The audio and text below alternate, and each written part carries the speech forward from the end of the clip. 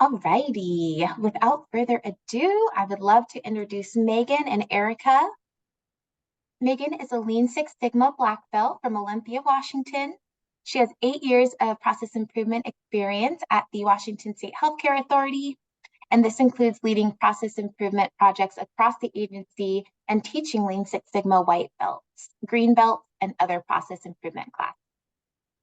And Erica received her Lean Six Sigma Green Belt from the Washington State Healthcare Authority, and she spent many years in arts management with a continuous improvement mindset and has benefited from the formal Lean training she has received as a state employee. She is part of the Continuous Improvement Office at HCA, supporting process improvement projects and Lean classes. So thank you both so much for being here with us today, and take it away. All right, thank you so much. Thank you, Teresa. My name, as Teresa said, is Megan Oskowitz. My pronouns are she, her. And I'm Erica Dyson. My pronouns are she, her. We have a great, we think, 45 minutes or so for you today. And we're going to go into our agenda here for you. So today's session is going to be all about engagement. How do we better engage with our virtual attendees, whether it's on a process improvement project, a training we're leading, or a regular team meeting? We'll be talking about and showing you some tools that we use and some tips that we've learned along the way.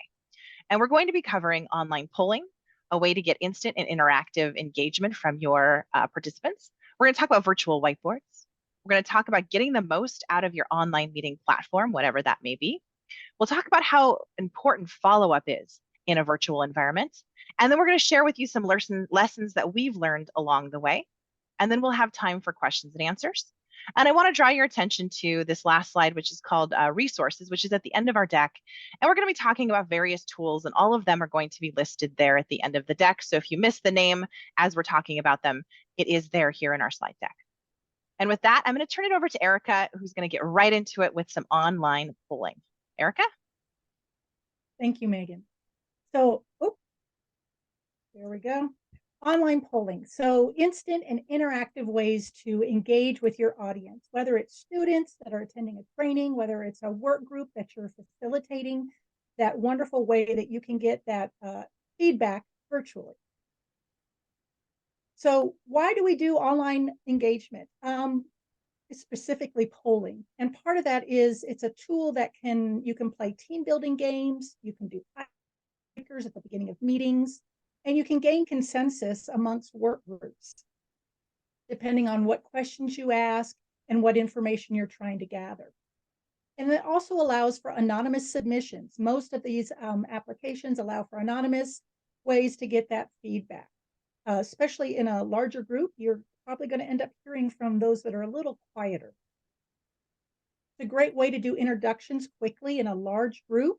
And we've had, whether it's 20 people, sometimes that's an easy way to do introductions, just going down a list. But when you have 30, 40, 50 people, but you want to... Or 450, Erica? Say again? Or 450. Or okay. Or 450.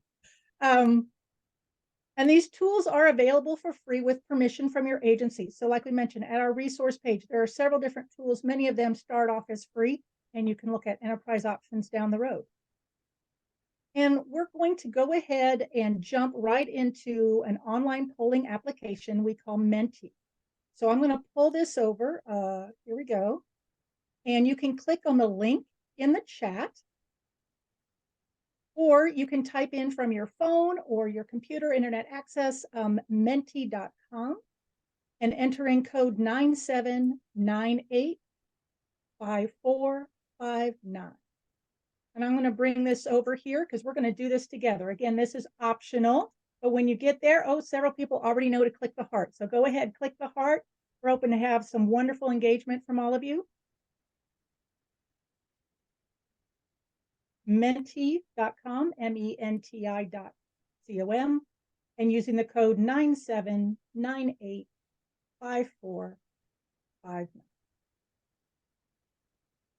Okay.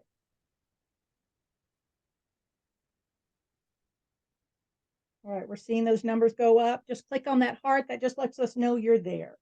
We appreciate it. So we're going to dive right into some of our questions. And again, you can watch if you'd like to or participate.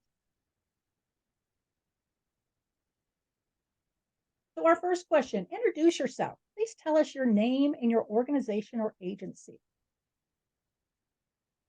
I'd love to know who's here today joining us, who made it to the final session. Wonderful. Hey, Stacy. Thank you. Lisa. Oh, these are some names I'm familiar with. This is awesome.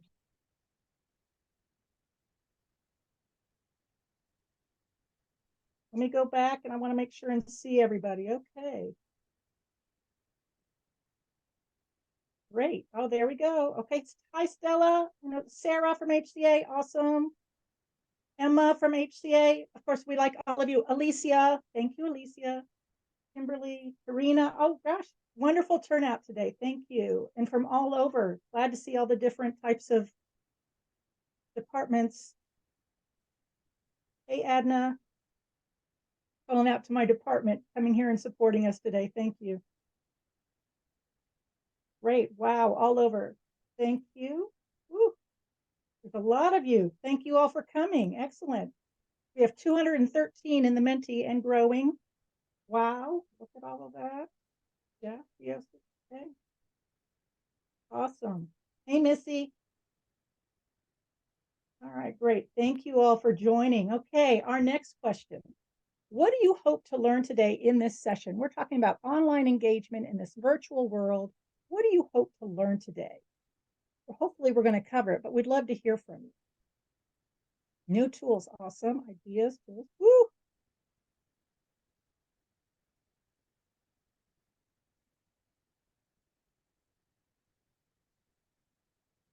Well, we're definitely talking about tools. Thank you. Getting some great responses.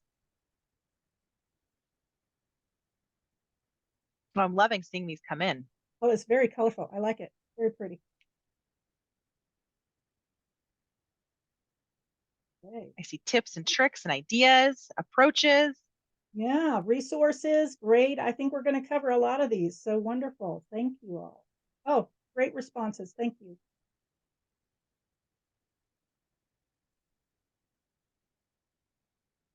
All right, great. Okay, I think we're about tapping off there, slowing down. All right, great. Thank you. All right, our next question. How do you engage your online participants? So select all that apply. So cameras on, breakout rooms, lively discussion, active chat. How do you engage your breakout? How do you engage your online participants as a facilitator, as a trainer?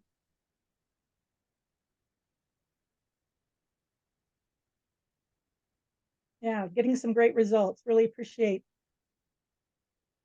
So it looks like active chat. No, that's a favorite of mine. Finding those ways to do discussion. Great, cameras on. Good.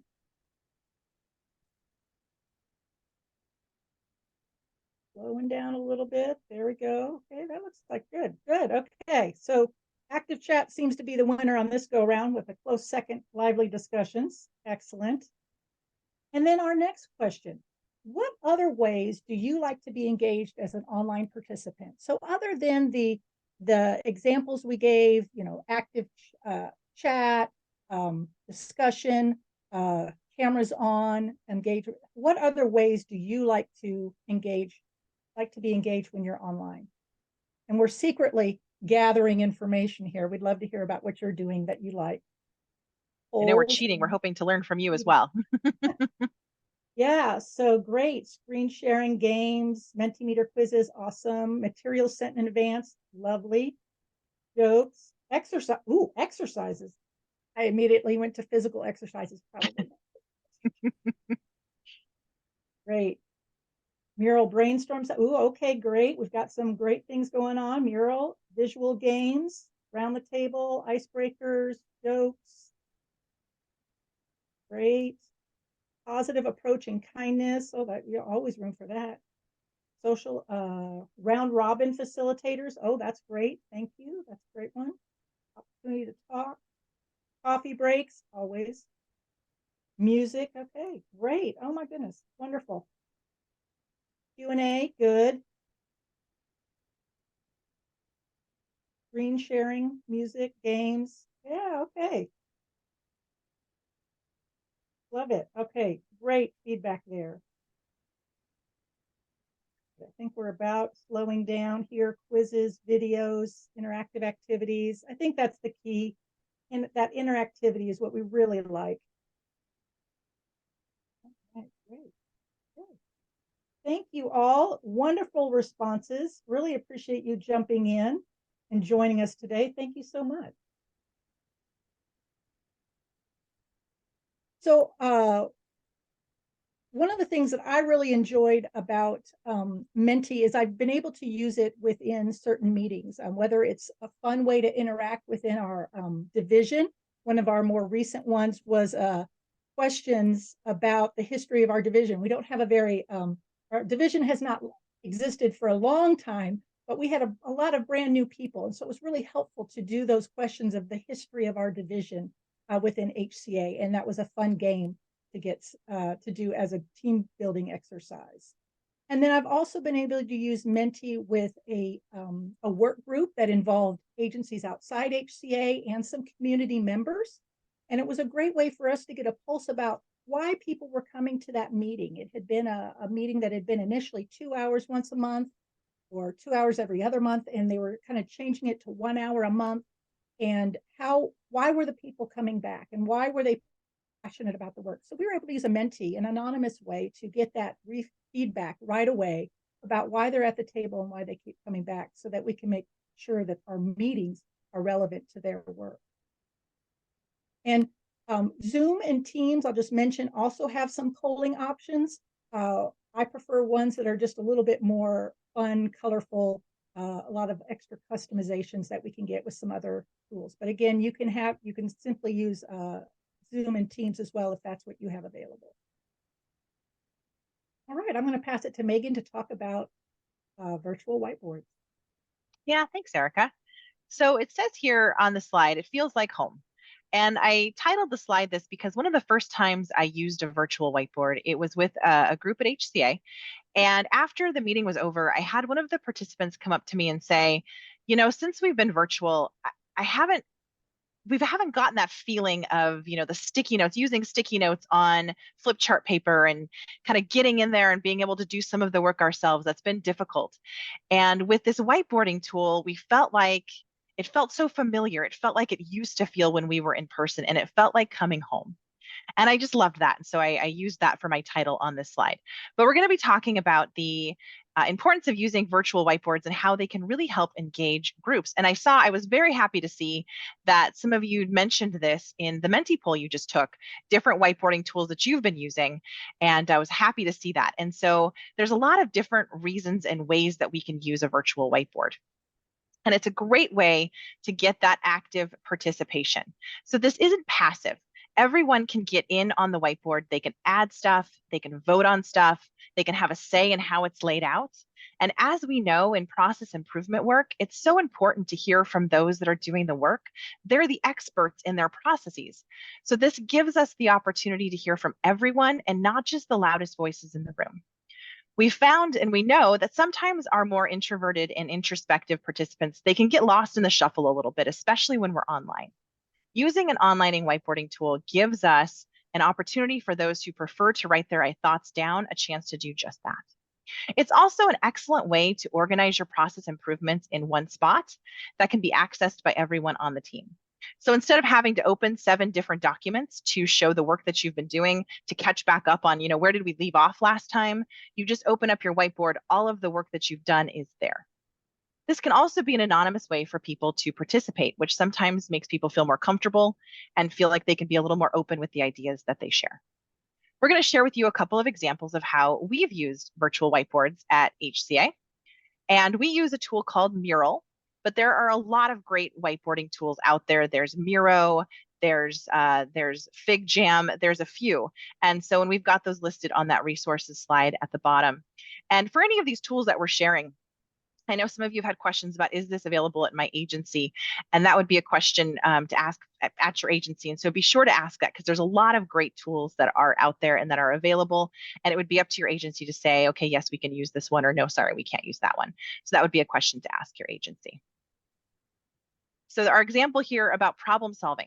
So the first time I used a virtual whiteboard, it was with our employer of choice work group. So every year we convene a work group that has representatives from across HCA.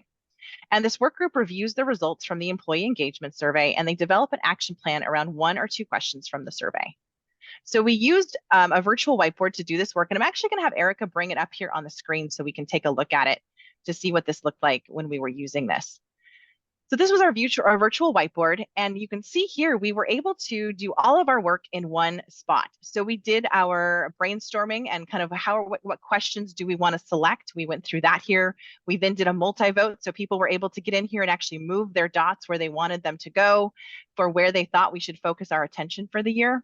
We then were able to do some root cause work. So for those of you familiar with a fishbone diagram, we were able to do a fishbone diagram right here on the whiteboard and select what we thought our root cause was for this question. And from there, we were able to start working on some suggestions and do that brainstorming also on this virtual whiteboard. So all of the work in one spot. What I loved about this was the group got to add their own words in their own voice to their suggestions. And I got to share this with the sponsors of the work group to really show the great work that work group did throughout our time together. And it was in one spot. I didn't have to say, okay, now I'm going to open up a separate document. Now I'm going to open up a separate document. It was all here in one spot. Another example of this that we have, because you can use this for a more formal 7-step problem solving as well. And Erica's going to share another example here, bring over that board. And this board was actually created by someone on our team, Missy Sterling. Thank you, Missy. It's a beautiful board that we have here. And we can do our problem solving, again, all in one spot. So we can agree on the problem together. So work on our problem statement. We can map the process together in one spot, find that root cause, develop our solutions together, and really just work through the different 7 steps of problem solving all together, again, all in one spot. Great to share with sponsors to say, here's the great work this group did. Again, we're not opening a whole bunch of different documents to show it. It's all here for them to see in this one location. And if you have time in between meetings, it can be hard to get people back up to speed. But when we just pull up one thing that people can look at and say, oh, okay, that's where we left off, makes it a lot easier to get back up to speed quickly. Thanks, Erica. Another example that we want to share with you, we have been working on this one, and it's welcoming ideas for change. So we're working on implementing this new whiteboard where we ask for ideas to make our work better. It gives everyone on the team the chance to participate, and it can be seen as a safer way to share ideas because they're somewhat anonymous. So if you go to the next screen, we've got what this board looks like. So we have our different sections within our division listed here, and people from those sections can go onto the board and say, oh, I've got a suggestion for the Continuous Improvement Office. If I'm a member of the Continuous Improvement Office, I can put my suggestion in there. Or if I have a more general PPD suggestion, I can add that here. And then we'll be checking in on this about once a month to see what ideas we can take forward and how we can improve our work. Another example that we want to share that we've used these for are for our huddles. So before the pandemic, we used to huddle once a week in person in front of a whiteboard. I'm sure a lot of you probably did the same. And then during the pandemic, we tried different avenues to recreate this feel, and we finally landed on this whiteboard. It allows each team to share what they're working on, what roadblocks they're facing, what successes they've experienced, and to share kudos about their teammates. And we've got an example of what this one looks like here. So you can see here, we've got our ongoing priorities and then this week's priorities. So we can say, oh, this week I'm working on this. So we can move this box over to this week's priorities. And then we talk through what our priorities are for the week, if we have any roadblocks we're facing, or if we need any help with those priorities. And we just get some insight into how our division is doing and what we're going to be working on in the coming week. We then also have this section over here, which is called HCA Updates and Shared Knowledge, where we can talk about, did we learn something about a customer that we want to share across our division? Are there any updates from HCA that we want to share? And one of my favorites, which is adding a kudos comment for someone on our team. I love this because before we went virtual, it was really easy to run into somebody in the hallway and say, oh, Erica, great job today. That way you knocked it out of the park. And we don't get that opportunity as often now that we're virtual. And so this just gives us that opportunity to say those kudos, to give that recognition, and to find a different way to do that since we don't have that. So another idea there. And then last but not least, the example we want to share here is how we do our plus deltas. And plus stands for what did you like? Delta is, what could we do to take it to the next level? So we do these plus deltas after each of our Lean Six Sigma trainings. And we believe really in that importance of real-time feedback and to be able to adjust quickly to the needs of our students. So this Whiteboard Plus Delta gives students an anonymous outlet to let us know how we did. We've found that when it's anonymous, they feel a little more free in the feedback they give, which is exactly what we want. And then we adjust almost every single class that we teach based on the feedback that we get from these. It's a very simple format that we have for this mural board, and it looks like this. So the way that this works, at the end of our training, as we're saying our goodbyes and our thank yous, we put a link to this mural board, this whiteboard, into the chat. Students can then join it. They can double click into any of these boxes. They can tell us what they liked about the class. They can tell us what we can do to make it better. And then we as instructors, we gather around these and we actually we pour over them and we try to figure out, okay, how can we make this better based on the feedback that we received from students? It's been a very powerful way for us to make those changes to our classes. These can also be used at the end of team meetings. They can be used at the end of process improvement projects, just as a way to collect that real-time feedback into how we're doing and what we could do better. So just a few examples of how to use a virtual whiteboard in order to get that engagement from our staff, get that engagement when we're working on process improvement projects, when we're working with our teams. Really powerful way to do that. And in a virtual environment, it can mimic that familiar feeling of using sticky notes and flip chart paper and really, again, make it feel like home, make it feel that familiarity that we've been missing. I'm going to turn it, I think, now back over to Erica, who's going to be talking about online meetings. Thank you, Megan. So yes, virtual meetings. They've been around a while, probably at least that I know of, a good 25 years that I've been involved with online meetings. And there are several different platform improvements that keep coming our way. So talking about how can we get the most when we're staring at a screen. So what we found is these tools are helpful in engagement in our process improvements and our process improvement trainings. So breakout rooms, putting participants into rooms to get them talking more freely when everyone is instead of when everyone's in one big room. So particularly if you're maybe working with a group that has a lot of separate tasks they're working on, you might do more group work and then individual breakout room work. And for our trainings, we like to give that interactive component in smaller groups where you're going to get a little bit more response from those that might be more quiet in a normal larger setting. And in a couple of our trainings, we put students right into breakout rooms, even before introductions, to get them talking and warmed up for a day of participation. It can be jarring, but in a good way, and we've really gotten some great feedback. For example, we teach a meeting effectiveness course that is a prerequisite to our Lean Six Sigma Greenbelt course.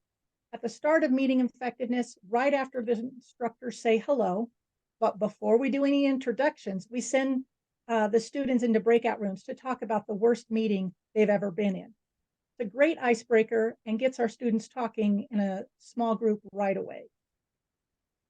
Reactions, encouraging staff to react, especially if cameras are off. And we'll talk a little bit more about cameras later on, but when, ways that staff can be involved, a thumbs up if you ask a question, if they understand it, a surprise face if they need more information or are curious, different ways that they can respond to you. And it's also a good way to take a temperature of a group. If you've been talking a while and the chat's pretty quiet, thinking about ways that you can kind of get some kind of response, get that engagement as you're talking. And particularly if maybe you need to slow down, maybe you're just getting ahead of the group. So taking that pulse check, where's the group? Where are you? Hopefully close together. Emojis, we ask attendees to drop an emoji in the chat when they come back from break. So we like to take these breaks, and when we come back, we want to know that they're back engaged. So not just that Teams or Zoom is open, but they're back at that meeting or back at that training, ready to focus. It's also gotten very creative. Always appreciate people that go the extra mile to get creative with their responses that way. And last on the list is music during breaks.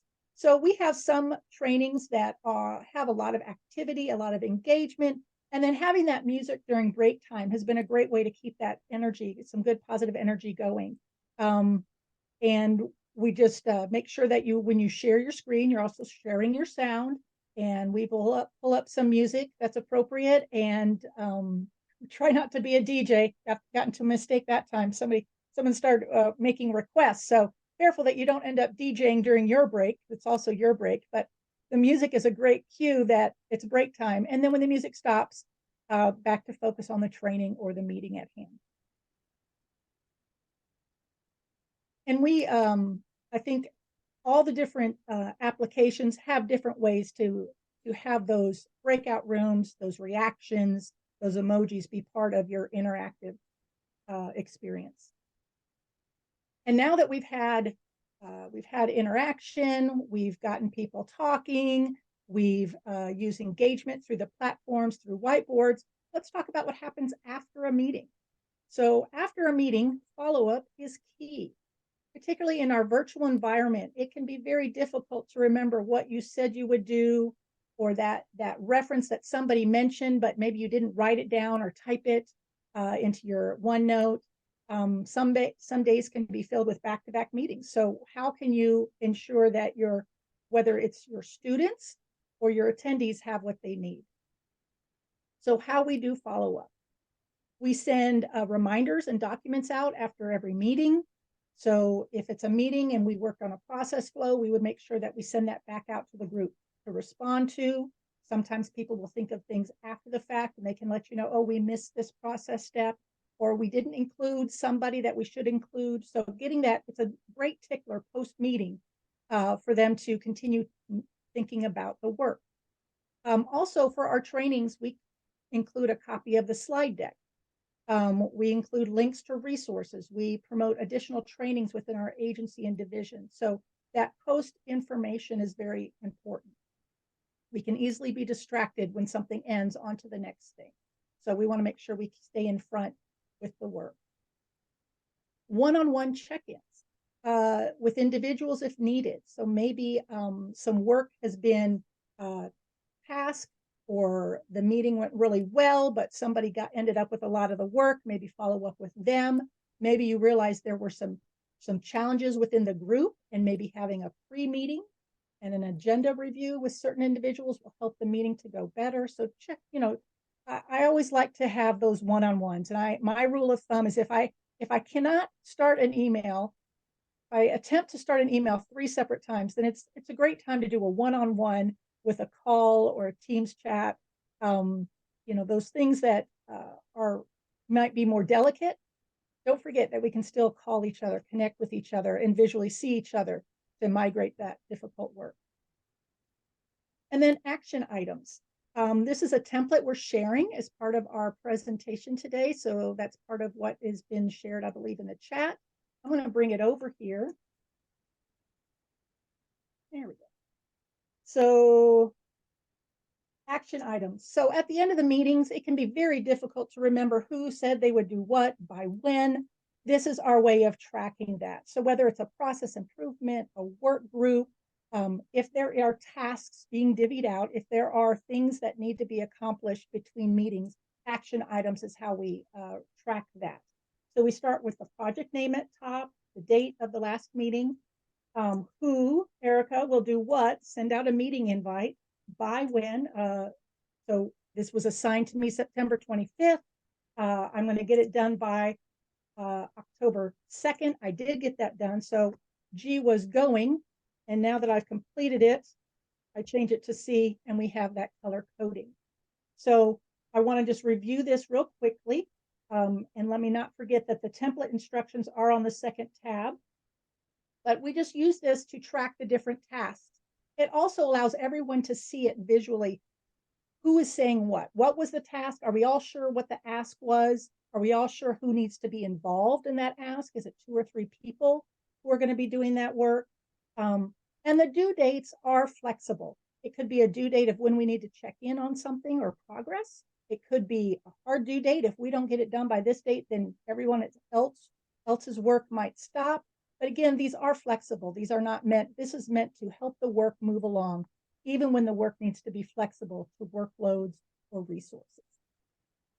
I also like to use the notes section, particularly if it's a task that's going to last multiple weeks or months. It's a great way to have updates. So maybe you would go down your action items at the next meeting, but it may not be complete, but you might have some updates to that.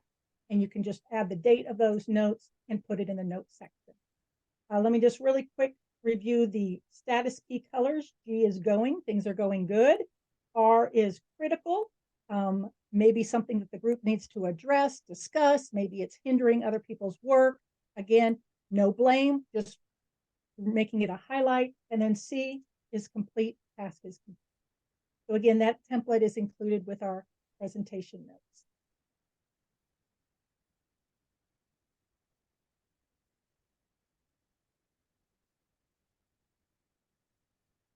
So next I'm going to pass it to Megan for lessons learned.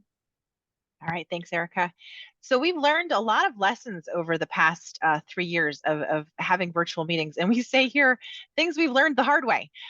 We have learned a lot of this through trial and error and emphasis on the error and continuous improvement and process improvement, as you all know, learning how to make those small improvements that are going to get us better and better as we go along. And that's what we've been working to do over the past 3 years with online engagement, with getting people more engaged with our meetings. And we've learned a few different ways that we've had a few different things pop up that we've really have been lessons that we have taken away.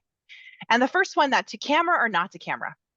And I saw in the Menti results, a lot of you, when you talked about engagement, having that camera on was one of those ways that you get that engagement. And we have found that people, when they have their cameras on, they are more engaged, they're multitasking less. But we've also found it can be a little taxing to have your camera on for a day-long training or even a couple of hours for a meeting. I don't know about all of you, but when my camera's on, I feel like I have to sit very still and very straight. And I don't feel like I can take notes or look away because people will think I'm not paying attention. And so, whereas in person, I can be taking notes, I can be stretching, but when we're on camera, for me anyway, I feel as though I have to sit very still, and that gets to be a little taxing after a while. So the happy medium that we have found in our trainings, especially, we ask our students that when you are talking, you have your camera on. If you have a question, you turn your camera on. And that's how we've handled that with that happy medium. We also ask that when they work in their small groups, when we put them into breakout rooms like we talked about doing to get that engagement, that they turn their cameras on when they're working in their small groups as well. And so far, we're finding that that seems to be a nice happy medium of people feeling like they don't have to be on all of the time for the entire meeting, but also getting that engagement through having them have to turn them on periodically.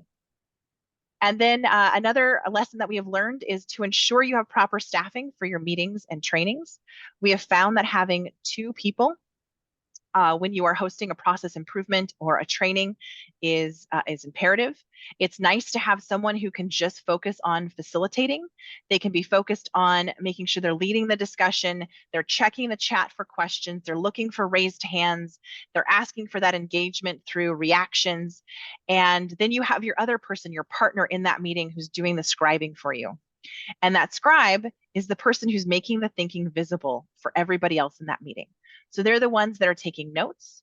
If we're doing a process mapping, they're the ones that are doing the process mapping and everything. They're the ones who have their screen shared so that what they are doing and the work of the group is very visible to everyone. So that scribe is a vital role. And if you're trying to do all of it yourself, it can be really hard and you can miss those questions that are coming in. You can miss that other engagement that you could have through raised hands, through people wanting to participate because you're so busy trying to also scribe. So really important to have those 2 people at those meetings and trainings. We've also learned that breaks are a must. We were always big proponents of breaks even before we went home and started working more virtually.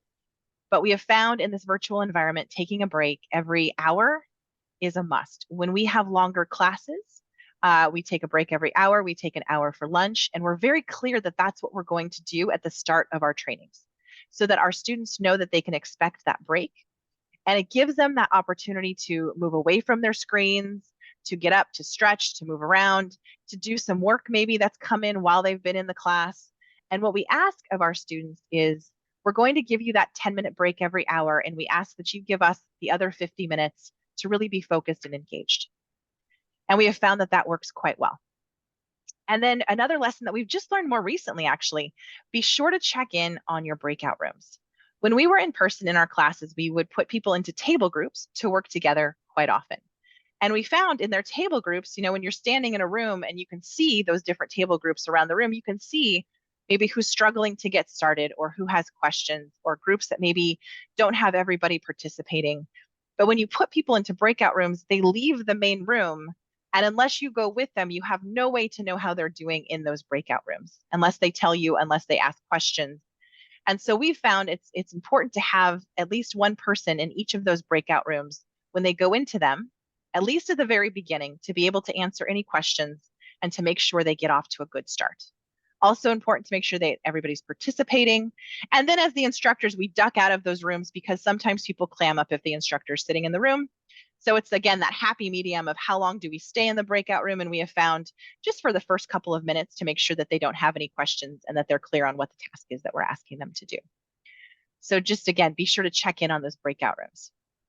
And then be flexible and adjust to the needs of your participants and students. As needed, adjust the time and length of meetings and trainings. What we used to be able to do live in person may not work as well online. We have a class that we teach that is 2 full days. And when we went virtual, we continued to teach it as a class that was 2 full days. And we started to get some feedback from students saying, "Ooh, that's a long class to be online. 2 full days online is difficult." And then as we came out of the pandemic, we started to hear from students that, it'd be nice to have this in person. I would like to take this class in person. So we now offer this same class in a few different ways. We still offer it 2 full days online. We offer it 2 full days in person. And then we started to break it up and we offer it 4 half days across the course of a week. So the learners can choose what's going to work best for them and for their schedules. And so really important to be flexible to those needs. And then another point that we want to make here is about sharing our learnings, sharing our tools, our knowledge and templates. This conference goes a long way to do that.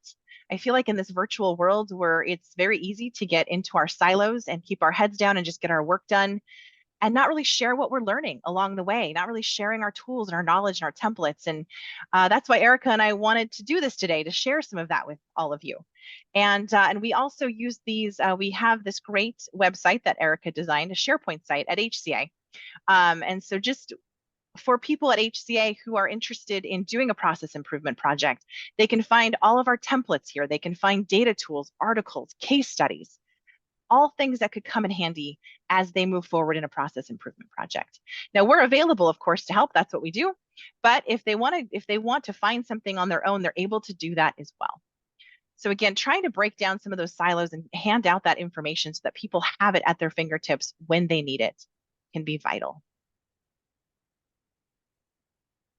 Thank you for sharing that, Erica. And so as we wrap up, and we're going to get to, I've been seeing your questions coming in and I cannot wait to get to them. But while we wait, if you have any questions or thoughts that you want to add to that Q&A, please do so now. I just want to walk through what we talked about today. So you saw us use right off the bat that online poll to get you engaged, to get you active in this session. And then we talked about virtual whiteboards and how those can be used to get that engagement from participants. We talked about how to use your online meetings, whether it's Zoom or Teams or whatever your agency uses, to get that engagement through emojis, through breakout rooms, through reactions, through the raised hand feature, all of those fun, really wonderful things we have at our disposal through these online Teams things that we have. I can't think of the word because it's the end of the day. And then we talked through some how follow-up is key and some things that we use in follow-up. So like our action items that we shared with all of you. And then really those lessons learned that we have, again, a lot of times learned the hard way. So I would love to go to some of your questions now, if we could. And I'm going to, and Erica's got this resources slide up. Thank you, Erica. So those tools that we've talked about are listed here on this last slide. And I've seen some questions about, what's available at my agency. That would be really up to you and your agency to talk about. I know people have been trying to get some of these things in place and what that could look like. And it's just different for each agency. So you'll have to check with your agency about what's available for you. And then we also have that action item template as a resource as well. And then before we get to the questions, just a quick thank you to all of you for attending our session. And thank you to Teresa and Samantha and Rachel and Kelly for their time today, and Results Washington in general for allowing us to be here and to present. We really appreciate it, and we have been just so happy for this opportunity and to be able to do this. So Erica, should we dive into some questions? Oh, yes. Go ahead. Yes, let's do that. Okay, and I don't know that we'll have time to get to all of them here, but let's see what we've got. So somebody asked, will we be able to get a copy of these Mentees results? Such great ideas shared. I agree. And is there a way we can send those out? So Teresa's going to answer that question, it looks like, in the chat or in the actual Q&A. Yes, and we'd be happy to post that with your materials so folks have that available as a resource. Absolutely. Awesome. We will send those your way when we have them, Teresa. Thank you so much. Chris asked, what tools do you like that are built into Microsoft Teams? Erica, you want to answer this one? Thank you so much. So it is very dependent on your agency. For us, not agency-wide, we don't utilize a lot of those applications inside Teams, just specific to HCA. So I think each agency, each organization has their own abilities. We shared with you what we use with Teams today. That's what we're using because that's what we have ability to use. So might be a bit more I think we might be more limited than some other groups. So we talked about what we were using. Thanks, Erica. Karen asked, is the whiteboard info exportable to a .csv? So the whiteboarding tool that we use at HCA is that Mural board, and that Mural tool. We can export that into a PDF. But I don't know about the other whiteboarding tools that are out there. But I know for Mural, you can export that into a PDF. Let's see here. So which tool for audience engagement did you like the most?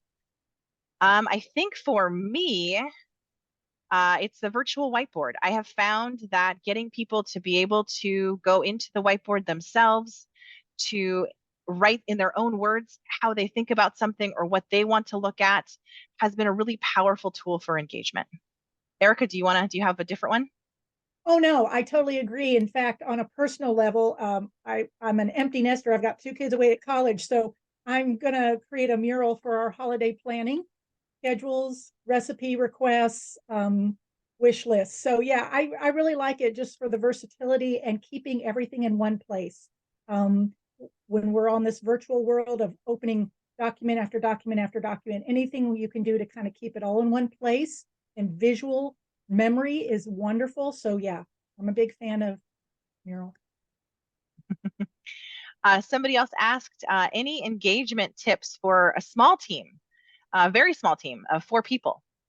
And I think what I would say here with 4 people, a nice icebreaker question always goes a long way. I'm sure you've been using those. But an icebreaker question, there's also, if you look it up, you can find a tool called a team resume, and that could be something fun to fill out as a team, and that doesn't matter for the size of your team. Those are great engagement tips for those very small teams. But that icebreaker question or doing some team building like that, like the survey or like the resume, could be a very fun activity. We have another one here. Do you have to allocate time for user training during your session if you use the online tools? Fantastic question. Yes. Erica and I, when we were designing this session, talked about, do we want the participants of our session to join a whiteboard, the whiteboard tool, as we're talking about it? And we knew that we were going to have a good amount of people here. And what happens a lot of times when you're using those tools, there's going to be at least 1 or 2 people who have a hard time accessing it for whatever reason. And so you do have to do some of that user training before and during using the tool, and be prepared for at least 1 or 2 people to say, I'm not seeing it, I don't know what I'm doing wrong, and to have some time to walk people through and get everybody on the board together. So yes, that's a great question. And same with Menti, same with, any of these tools that you're going to start using. If it's new, there's going to be a little bit of time needed to do that training to get people on board and using it. And it does take a little bit of time, but once they do, it's well worth that time spent. Let's see here. So I see Erica's answering that, does everyone update your action item template? you want to answer that out loud too, Erica? Yeah. So typically the facilitator or scribe, usually the scribe is the one who is taking what is the work, describing the work, who's going to do the work, the due date. So the scribe is taking that information from the group as a whole, putting it in one document. And then that document is sent out post meeting. So after the meeting, it's sent out. And then we host that document when we're facilitating meetings. We're monitoring that document. We bring it up at the next meeting. So we don't need 20 different versions of action items for one work group, right? We want to maintain it, let people know what they're responsible for. So we're just pulling that up at every meeting, sending it out, but we're only having one person go in there and update it in the meeting. Awesome. Randy asked, "Are these Kudo cards anonymous?" And so, if you mean the kudos on our huddle mural board, yes, they are. And they don't have to be, though. People can add their name to them if they would like, but they can be. So if you want to give an anonymous kudo to somebody, yes, that's possible using that tool. And We Megan, asked, oh, go ahead. What I would add is we also use Mural for birthday cards within our division. So someone will get a birthday card started and everyone can go in and put a sticky. We typically add our names, but you know, same thing, another way to do kudos within a group. Yeah, a whiteboard card. Thanks, Erica. Doug asked, "How long are your online meetings typically? Have you learned any lessons about how long or how short online meetings should be to be most effective and maintain engagement?" Great question, Doug. And this is, I'm going to give such it depends. It depends on the group. It depends on how long the group, I would ask the group. But generally, we keep our process improvement meetings to about 2 hours. Some of that has to do with the way calendars are, and trying to get more than 2 hours can be difficult. But it also, we know that any longer than that, it is a little tough, especially when we're doing process improvements, to hold that attention and to keep that engagement. With trainings, like I talked about, it just depends on the people. Some people, you know, with that 2-day class I talked about, they want to just get it done. They want to take the 2 days. They can stay engaged for that long. Others, they want it in those smaller chunks. And so offering it a few different ways and just really asking for feedback from your participants about, is this working? Would you like to see us try this a different way?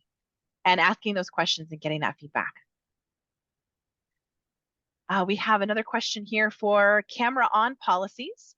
How do you deal with equity issues such as attendees who can't afford or don't live in areas that have internet bandwidth that supports video? And I think that's why, one of the reasons why we don't require cameras to be on all the time, because we know that there are those issues. If there's an attendee who does not have a camera or doesn't live in an area that has, you know, or that has like the bandwidth doesn't support having their camera on, we're very relaxed about that. If someone says to us, "I'm not able to have my camera on," they don't even have to give us a reason. We just say, "Okay, that's totally fine." We aren't holding anybody's feet to the fire here. This is just, if you can, great. And if you can't, we totally understand. And so we just are relaxed about it. And it is what it is. But we want to make sure, yes, that like it's not a requirement in any of our classes or meetings that people have their cameras on.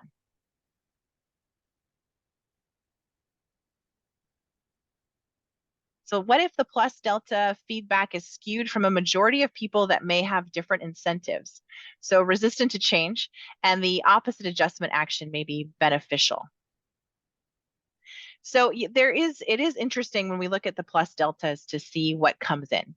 We take them at face value. People may have different reasons for saying whatever they're saying, like if they are resistant to change or they didn't like how we did a certain thing. We take it at face value and we ask ourselves, we have conversations around, okay, so people didn't like working in breakout rooms because some people just, they don't want to work in small groups. They had maybe a bad experience in college working with a small group and they don't want to do it again. And so when we hear that, we try to think, okay, how often are we hearing that? Is this something we want to adjust? Is it one person over the 12 classes of this that we've offered this year? Is it 6 people over the courses that we've offered this year? And kind of weighing how many people we're hearing it from. And then we see, okay, if it's something like breakout rooms, which we do a lot in our classes, if people aren't liking those, we would need to adjust. And that's what we do. So with continuous improvement, when we get these plus deltas, we do take them at face value. And we really think about, okay, how do we make this better for folks in our classes? Well, and I wanted to include an example of a training, an all-day training, and in the plus deltas, we had people that loved breakout groups and people who didn't. It's like, well, you can't make everybody happy. But it made us realize that we needed to really attend to those breakout groups to make sure to diffuse any issues and to make sure everybody was engaged. Because I think we kind of discovered that there were some people that were not as engaged in the training as we thought. So paying attention to those, because we might get conflicting information. I really like this one. It's, do you have a virtual suggestion box for lean practitioners to request additional lean training? For example, how to create a mind map. We don't, but we should. And I actually really love this idea. And like I said, when we were doing the Menti at the beginning, we're hoping to learn from all of you too. And I think this is something that we're going to take away. And because I do, that's a great idea. I love that. Thank you for that. And I think we have time probably for one more question, Teresa. Is that okay? Yeah, that works. Thank you. So someone asked, do you just put the link in Teams to add their ideas on the whiteboard? Yes. So the way Mural works, and I know Miro, which very similar name, which is confusing, but Mural, the way Mural works is you just put the link to the board in the chat and people click on that link and they can get into the board and they can add their ideas from there.